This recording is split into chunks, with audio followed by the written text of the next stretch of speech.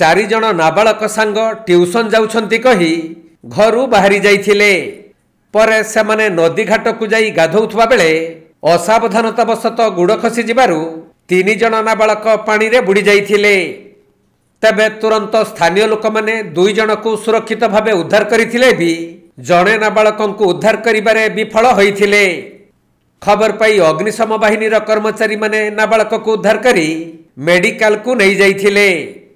हेले सेठारे कार्यरत डाक्तर नाबालकन को मृत घोषणा करिबा परे मेडिकल परिसर रे शोकाकुल परिवेश सृष्टि होइथिला।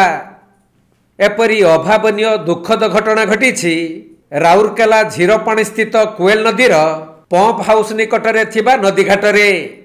मृत नाबालक जनक कोएल नगर बी ब्लॉक अंचलर मनोज बेहेरा एकमात्र पुओ सत्यजित बेहेरा होइथिबा बेले से नवम श्रेणी रे पाठ पढुथिले। आउ आजी से तांको 4 जण सांगक सहित गाधोइबाकू जाइथिबा बेले एहीपरि दुखद अघटन घटिछि। खबर पाई स्थानीय रघुनाथपल्ली विधायक दुर्गाचरण तंती मेडिकल रे पहुंची नाबालकंक परिवार को सांत्वना देबा सह कोएल नदी रे बारंबार एहीपरि अघटन घटुथबारु जिला प्रशासन द्वारा उक्त स्थान रे चेतावनी सूचना फलक लगाजिबा सहित सचेतनता कराजिबो बोली सूचना दैछंती। केते बस खाना होतो